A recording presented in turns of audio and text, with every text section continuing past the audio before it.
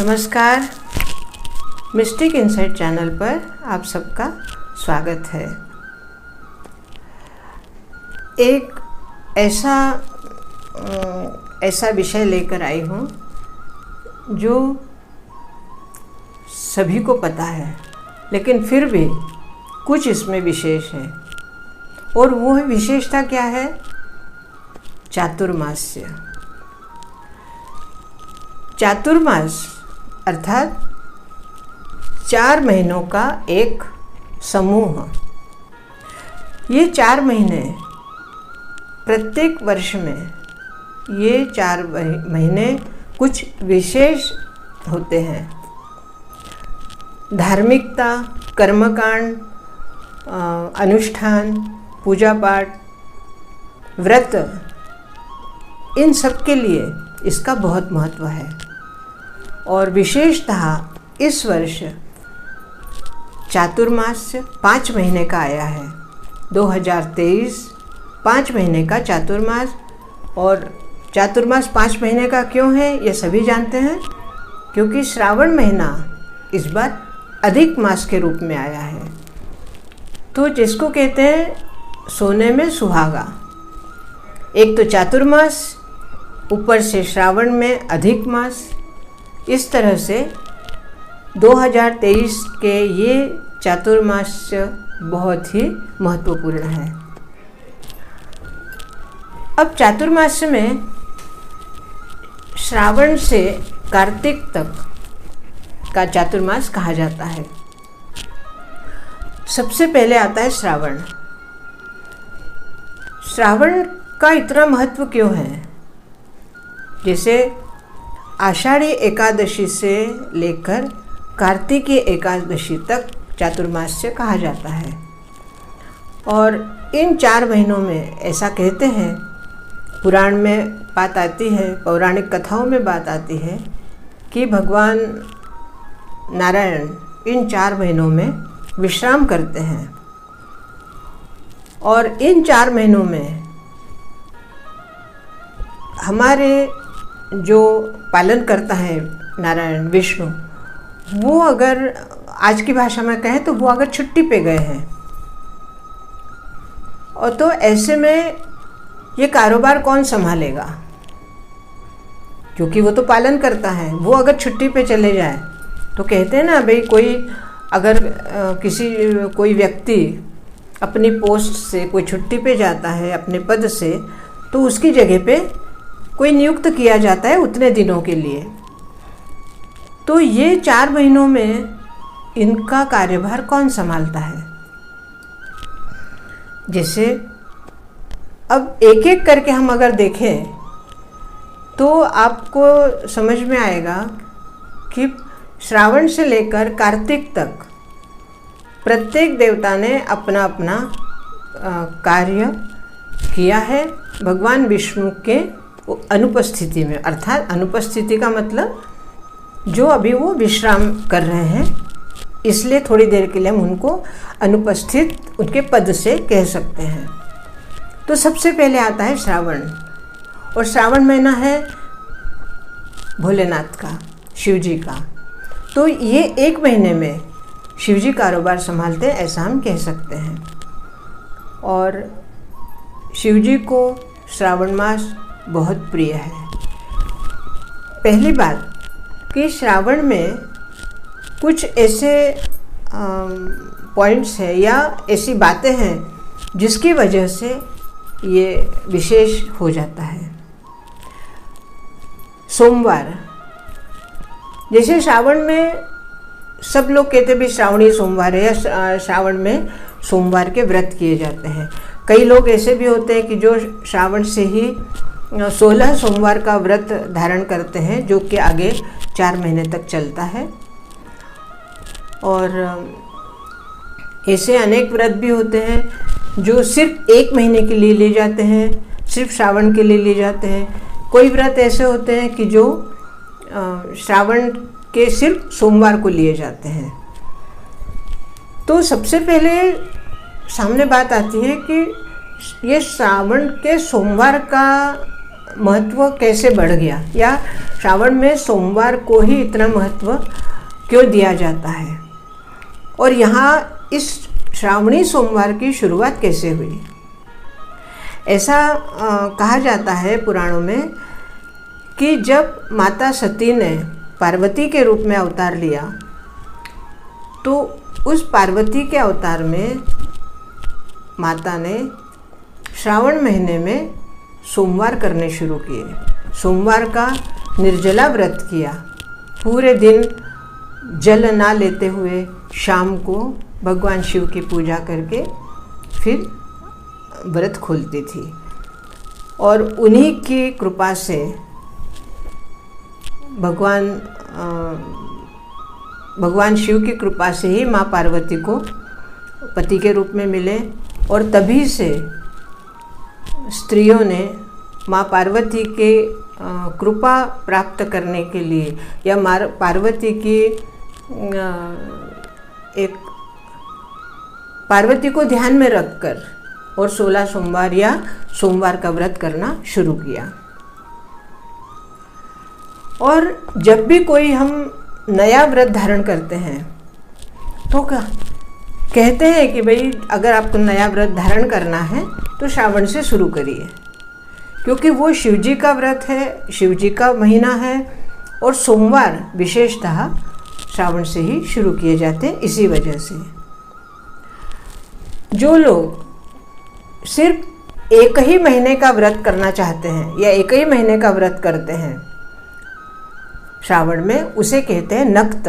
नक्त अर्थात दिन भर पानी भी नहीं पीना, पूरा दिन उपवास करना, और शाम को नहाने के बाद गीले ही वस्त्रों से प्रसाद अर्थात भगवान के लिए भोग तैयार करना, और गीले ही वस्त्रों से वो भोग भगवान को पूजा करके अर्पण करना, उसके बाद व्रत को खोलना होता है। उसको नक्त कहते हैं। फिर जब कोई नियम हम लेते हैं, नियम कैसा कि भाई हमने 4 महीने एक एक पदार्थ को हम एक एक महीना छोड़ेंगे, अर्थात ग्रहण नहीं करेंगे। जैसे कोई कहते हैं भाई कोई व्रत धारण कर सकते हैं कि जैसे जिसको चाय की बहुत आदत होती है, या किसी ऐसे वस्तु की जो आदत होती है कि वो उसके बगैर रह नहीं सकता, तो कहते भी श्रावण में हम, जैसे फॉर एग्जांपल के रूप में जैसे चाय है, तो हम श्रावण में 1 महीना चाय नहीं पिएंगे। फिर श्रावण भाद्रपद में हम कॉफ़ी नहीं पिएंगे, या इस तरह से एक एक वस्तु को छोड़ते हैं। तो प्रथम मास में जिस तरह चाय छोड़ दी, भाद्रपद में मान लो कॉफ़ी छोड़ दी, अश्विन के महीने में कुछ और छोड़ दिया, कार्तिक में कुछ और छोड़ दिया, इस तरह से व्रत को धारण करते हैं 4 महीने का। एक एक वस्तु को एक एक महीने में छोड़ना है। वास्तव में ये छोड़ने का तात्पर्य यह है कि हमें संयम से रहना सीखना है, कि जिस वस्तु की हमें आदत है वो आदत हमारे लिए कहीं मुसीबत ना बन जाए, इसलिए हमें संयम से रहना है और संयम सीखना है। और ये व्रत जो होते हैं वो संयम सिखाने के लिए होते हैं। तो जैसे एक एक महीना अगर हमने एक एक वस्तु का त्याग किया, छोड़ना मतलब त्याग करना, तो संकल्प लेते हैं हम कि 1 महीने तक हम ये चीज़ नहीं लेंगे, 1 महीने तक, तो इस तरह से हमें संयम आता है। और जब इस तरह से प्रतिवर्ष हम 4-4 महीने कुछ संयम से रहते हैं, तो अपने आप ही जीवन में एक अनुशासन आ जाता है। और व्रतों का मेन उद्देश्य ही अनुशासन होता है। अब कई बार लोग पूछते भी हैं कि हमें व्रत करने की इच्छा है या हमारे मन में है, परंतु हमें दुर्बलता के कारण, अर्थात हमारा शरीर स्वास्थ्य ना होने के कारण हम व्रत नहीं कर सकते। तो ये भी कहा गया है पुराणों में कि अगर आपका शरीर दुर्बल है तो आप मानसिक व्रत करिए, परंतु उस मानसिक व्रत में भी जो भी आप वस्तु आहार लेने वाले हैं, उस आहार को आपको सिर्फ इसलिए लेना है कि आपका शरीर चलता रहे, क्योंकि आप दुर्बल हैं। आप व्रत मतलब उपवास नहीं कर सकते, आप अन्न खाना नहीं छोड़ सकते, इसलिए अन्न तो ग्रहण करना है, लेकिन उतना ही लेना है जितना हमारे शरीर को आवश्यक है, और उसमें लिप्त होकर नहीं लेना है, बस एक औषधि के रूप में उसको लेना है। तो आपका मानसिक व्रत भी माना जाता है, उसका भी आपको लाभ मिलता है। दूसरा है कि जब भी आप व्रत करें तो आपके व्रत का उद्देश्य आपको पता होना चाहिए, मालूम होना चाहिए कि आप किस उद्देश्य से कर रहे हैं, क्योंकि ये इन 4 महीनों में विशेष उद्देश्य लेकर अगर आप कोई व्रत करते हैं तो उसका फल बहुत अधिक होता है। अर्थात क्योंकि ये 4 महीने अगर हम प्रकृति की दृष्टि से देखें तो बरसात के दिन होते हैं, बारिश के दिन होते हैं, और ऐसे में स्वास्थ्य बिगड़ना, कई बार स्वास्थ्य बिगड़ जाता है, क्योंकि व्यवसाय की वजह से या नौकरी की वजह से लोगों को घर के बाहर जाना होता है, बारिश में भीग जाते हैं, कई बार तबीयत बिगड़ जाती है। तो ये मौसम में हमें कुछ अनुशासन से अगर हम रहते हैं तो अपने आप ही अपना स्वास्थ्य उत्तम रहता है, और स्वास्थ्य उत्तम रहने के लिए भी हमें व्रत करना चाहिए।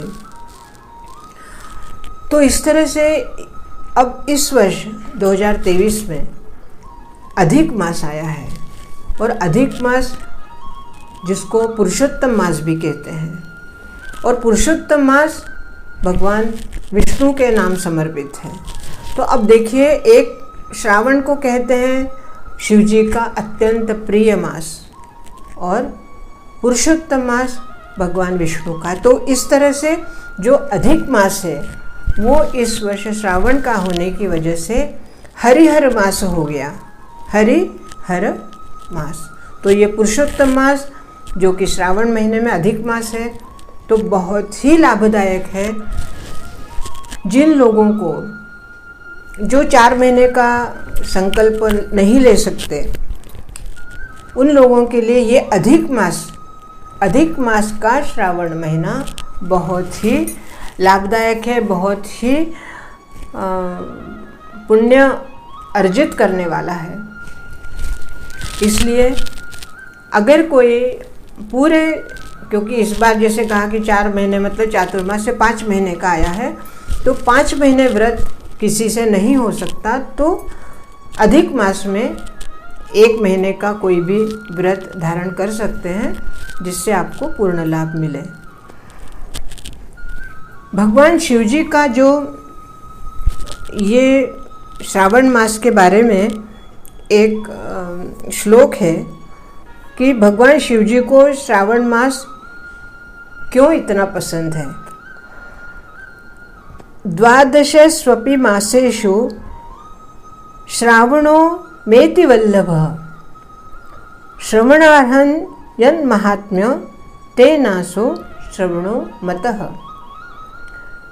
श्रवणक्षरं पूर्णिमास्यां ततोपि श्रवणः स्मृतः, यस्य श्रवणमात्रेण सिद्धिदः श्रावणोऽप्यस। अर्थात मासों में श्रावण मास मुझे अत्यंत प्रिय है, इसका महात्म्य सुनने योग्य है, अतः इसे श्रावण कहा जाता है।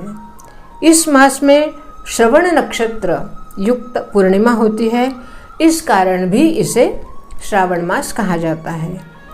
इसके महात्म्य के श्रवण मात्र से, अर्थात सिर्फ सुनने से ही यह सिद्धि प्रदान करने वाला है, इसलिए भी यह इस मास को श्रावण की संज्ञा दी गई है।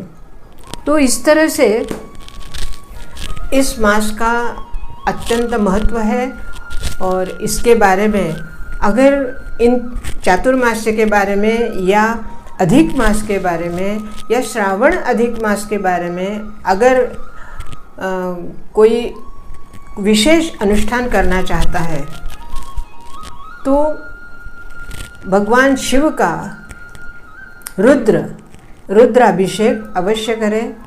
रुद्राभिषेक है या 11 रुद्र करके एक एकादशनी भी कर सकते हैं, या 11 एकादशनी के हिसाब से अगर 11 इकट्ठी करते हैं तो लघु रुद्र हो सकता है, और 11 लघु रुद्र अगर आप करते हैं तो महारुद्र हो सकता है। परंतु किसी भी रूप में शिवजी की आराधना इस अधिक श्रावण मास में करने से महत् पुण्य का लाभ मिलेगा।